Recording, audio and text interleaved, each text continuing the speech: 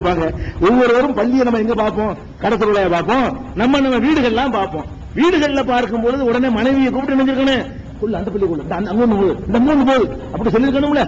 ஆயிஷா நாயகி கண்டிப்பா கேட்டிருப்பாங்கல்ல. அதிகமா கேட்கறதா மனைவிமார் தான் கேட்டிருக்க முடியும். மூசரிக்கை விட யாருக்கு வாய்ப்பு அதிகம் இருக்குது? ஆயிஷா நாயகிக்கு அதிகமா வாய்ப்பு இருக்கு. வீட்டுல பள்ளி இருக்கும், பள்ளி இருக்கக்கூடிய வீடு, குடிசை வீடு, ஓலையில தான் நல்லா பள்ளி வந்து தங்கி இருக்கும். அந்த மாதிரியான வீட்டுல வசிச்சுட்டு இருக்கிறாங்க.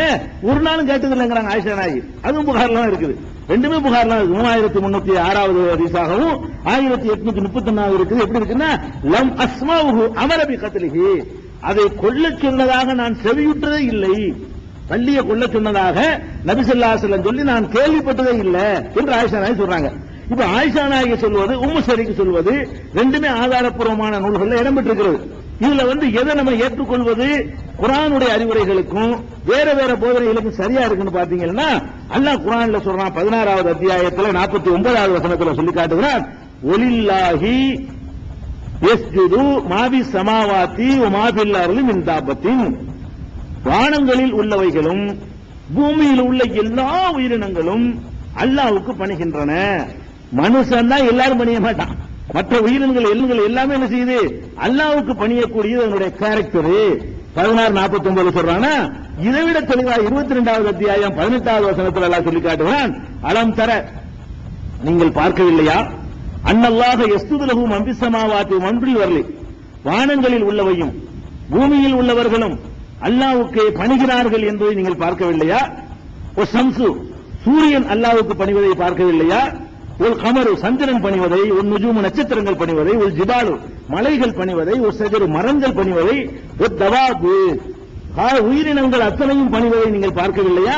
இப்போ கசீரும் மினன் நாஸ், மனிதர்கள் அதிகமான பேர், மனிதர்கள் மட்டும் அதிகமான பேர் தான். ஏன்னா மனுஷன் பணிய மாட்டேங்கிறான். கொஞ்சம் பேர் அல்லாஹ்வுக்கு பணிகிறான். எல்லா மனிதனும் சொல்லல, மனுஷனை சொல்லும் போது மட்டும்தான் அல்லாஹ் என்ன செய்யறான்னு கேட்டா, கசீரும் மினன் நாஸ், மனிதர்கள் அதிகமான பேர் பணிகிறார்கள்.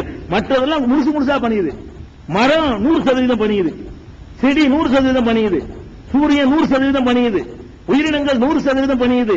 மனுஷன் கொஞ்சம் பேர் பணிகிறான். மனுஷனை சொல்லும்போது மாட்டா அந்த தனியா பிரிச்சு மனிதர்களும் அல்லாஹ் சொல்லல, கசீரும் மினன் நாஸ், மனிதர்கள் அதிகமான பேரும் பணிகிறார்கள். கசீருன் ஹக்க அலைஹில் அதாப், இன்னும் அதிகமான பேருக்கு அதாப் தயாரா இருக்கிறது, பணிய மாட்டேங்கிறான் அப்படின்னு அல்லாஹ் மனிதனை ரெண்டா பிரிக்கிறான். இப்படி பிரிச்சதுல இருந்து என்ன விளங்குதுன்னு கேட்டா, எல்லா உயிரினங்களுமே இறைவன் கட்டளைக்கு எதிராக வார் பண்ணாது. அப்படி ஒண்ணும் சைத்தானுக்கு தான் அல்லாஹ் கொடுத்தானே தவிர, அல்லாஹ் இப்ராஹிம் அல்லாஹ்வுடைய தூதர் தெரியுது, பள்ளிக்கு அவருக்கு என்ன பார்க்க, பள்ளி எதுக்கு ஊதனு, அல்லாஹ்வுடைய ஆர்டர் கட்டுப்பட்டு நடக்கும்னு அல்லாஹ் சொல்றான். பள்ளியும் அப்படித்தான் நடந்திருக்கும். அது முதல்ல சம்பவமே இல்ல. ஏன் இல்லன்னு கேட்டா, அல்லாஹ் எவ்வளவு ஃபாஸ்டா சொல்றான்னு பாத்தீங்களா? அவரை நெருப்பு குண்டத்துல போடுங்கன்னு சொல்லிட்டு போட்டதை கூட சொல்லல, போட்ட சம்பவத்தை சொன்னானா, போடுங்கன்னு சொன்னான். உடனே குல்னா, நாம் சொல்லிவிட்டோம் யானாரு கூனின்னு உடனே சொல்லிவிட்டு அப்புறம் என்ன ஊதுறது, அப்புறம் அணைக்கிறதுங்கிற அல்லாஹ் என்ன சொல்றான், போட்டாங்க நம்ம அடுத்த நிமிஷம் ஆர்டர் பண்ணியாச்சு, எரிஞ்சு போற வரைக்கும் கறிக்கட்டை ஆரோக்கியம் விட்டுட்டு அப்புறம் ஆர்டர் பண்ணானா? அவன் போட்ட, அவன் உத்தரவு போட்டா நான் மறு உத்தரவு நான் போட்டேன்.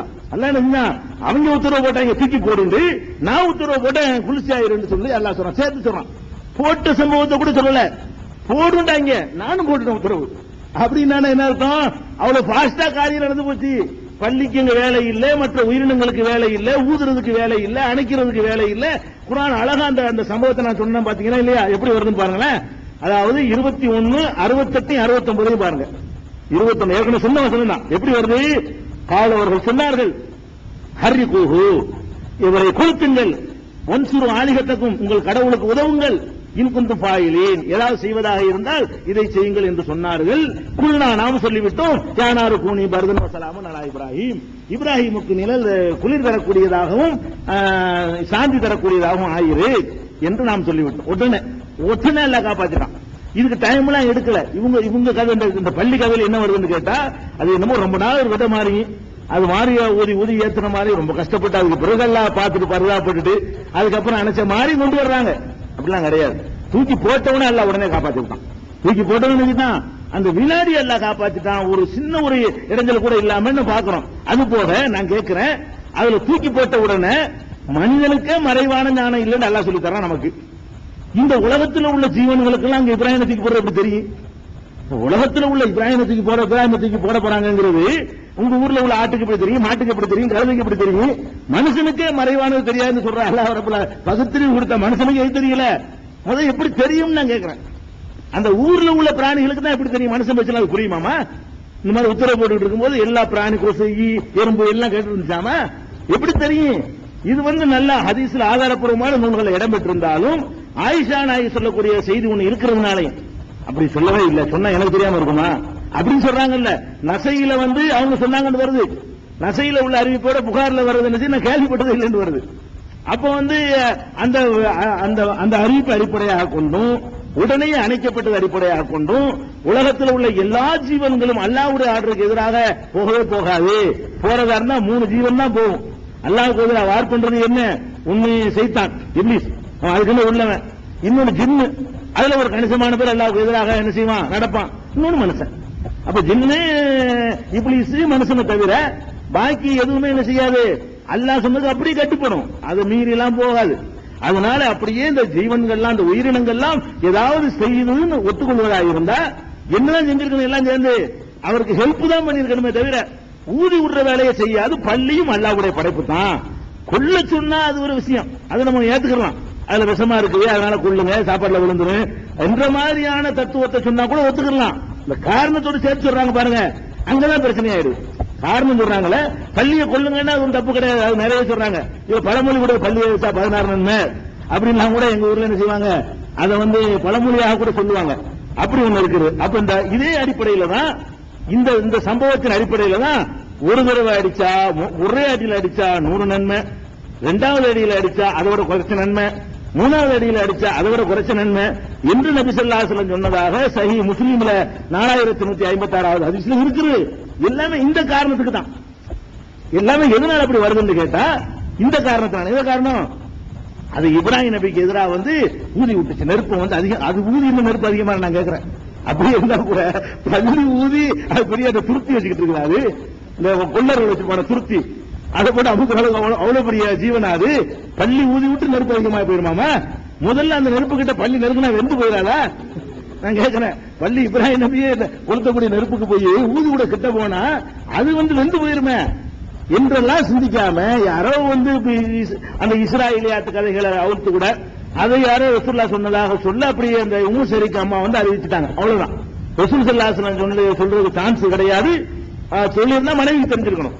ஒண்ணு குர்ஆன்ல வேற இருக்குது, அப்படி இப்படிலாம் நடக்கலன்னு சொல்லி.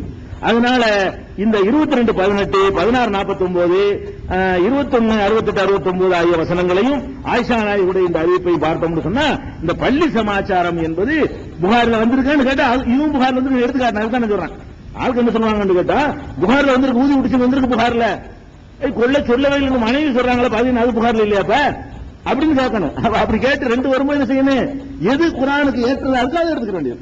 எது குர்ஆனோடவும் ஒரு மற்ற அறிவுரைகளோட ஒத்து இருக்கோ அதை எடுத்துக்கொண்டு இதுல எதை யாரோ ஒரு தப்பா புரிஞ்சிருப்பாரு வேணும்னு போய் சொல்றாரு இருந்திருக்க மாட்டாங்க. புரிந்து கொண்ட விஷயத்துல யாரோ சொன்னது ரசூலுல்லாஹ் சொன்ன வழங்கியதோ ஒரு கவனக்குறைவுல ஏதோ ஒரு மிஸ்டேக் நடந்திருக்க விட்டுருவோம் அப்படின்னு விட்டுற வேண்டியதுதான். இதாயிருக்கா இது இப்ராஹிம் அலைஹிஸ்ஸலாம் காப்பாற்றப்பட்ட சம்பவம். தூக்கி போட்டாங்க, காப்பாத்தியாச்சு. காப்பாத்தின பிறகுதான் நேற்று சொன்ன அந்த சம்பவம் நடக்குது. அந்த சம்பவம் அந்த இன்னொரு மன்னன் ஹிஜ்ரத் பண்ணி போனாங்க இல்லையா, சரி இந்த ஊர்ல இருக்க முடியாது இப்ப என்ன பண்றாங்க, இனிமே காப்பாத்தினால அவ்வளவுதான் சொல்றான். நெருப்பு குண்டத்துல சின்ன ஆன பிறகு என்ன ஆச்சுங்கிறது சொல்லல. என்ன ஆச்சுன்னா அவர் ஊரை விட்டு போனார்னு வருது ஹதீஸ்ல. ஊரை விட்டு போயிட்டாருன்னா ஜிப்ரீலுக்கு வெளியே வச்சிருப்பாரு, அவங்க போய் பார்த்திருப்பாங்க, என்னமோ ஒரு வகையில காப்பாத்திருப்பாங்க, நமக்கு தெரிய சொல்லப்படவில்லை. நெருப்பு குளிர்ச்சி ஆக்கி விட்டான். அதுக்கப்புறம் குளிர்ச்சியா இருந்தா ஏறி வரலாமே, ஏன் ராத்திரி ஏறி கூட வந்திருப்பாரு. ஊரை விட்டுட்டு கிளம்பி போயிட்டாரு. யாரு போறா? 2 பேர் தான் போனாங்க. இவ்வளவு நெருப்புலதுக்கு எரியிற காலம் வரைக்கும் ஒரு பேரும் வரல, 2 பேர் தான், புருஷன் பொண்டாட்டி 2 பேர் தான். ஏன்னா அந்த மன்னன் போய் அப்படித்தானே மனைவிட்ட அப்படித்தானே சொன்னாங்க, உலகத்திலேயே என்னையும் உன்னையும் தவிர நீங்களே கிடையாது. ஊரை விட்டு போய் இந்த மன்னன் தாண்டி இன்னொரு மன்னன் விட்டு போனா அவன் ஒரு மோசமான ஆள் சொல்றாங்க இல்லையா, அவன் போய் சகோதரின்றாங்க நேற்று சொன்ன சம்பவத்துல. அப்ப மனைவிட்டு என்ன பேசுனாங்க, போய் இந்த மாதிரி ஒரு சகோதரன் இருக்கிறேன், உலகத்திலே நீ நான் தான் முஸ்லீமா இருக்கிறோம், எல்லாம் வேற கொள்கைகள் இருக்கிறாங்க, அதனால நான் காப்பாற்றிக் கொள்வதற்காக இதை சொல்லிவிட்டேன், நீ அது மாதிரி நடந்துக்கலாம், நம்மளுக்கு உதவி செய்வான்னு சொன்னாங்க இல்லையா. அவங்க சொல்ல இருந்து புகார்ல அந்த ஹதீஸ்ல இருந்து என்ன தெரியுதுன்னு கேட்டா மொத்தத்திலேயே அந்த ஒரு ஆளும் கூட வரல. இப்ராஹிம் நபி அவ்வளவு அற்புதமான லாஜிக் பேசியிருக்காரு. அவர் புரட்சிகரமா பேசியிருக்கிறாரு. மனிதன்கள் ஒண்ணுமில்ல நடந்து பாருங்க. அவருடைய பிரச்சாரத்தை இன்னைக்கு சொன்னா கூட மக்களை ஏத்துக்குவாங்க. அவ்வளவுக்கு இருக்கிறது இவ்வளவு அழகா சூரியனை காட்டுறார், சந்திரனை காட்டுறார், என்னென்னமோ பண்ணி அவரு முடிஞ்ச அளவுக்குலாம். இன்னும் சொல்ல போனா திருக்க ஹுஜ்ஜத்துனா அல்லாஹ் பாராட்டுறான். அற்புதமா பாயிண்ட் எல்லாம் எடுத்து வைக்கிறாரு. அழகா இருக்காரு. நம்ம தான் அந்த பாயிண்ட் எல்லாம் கொடுத்தோம். அப்படி கொடுத்த பாயிண்ட் கூட என்ன செய்யல, இங்க ஒர்க் அவுட் ஆகல. அல்லாஹ் நாடுனா நேர்வழி, அதான் விஷயம். அது என்ன வழங்குது?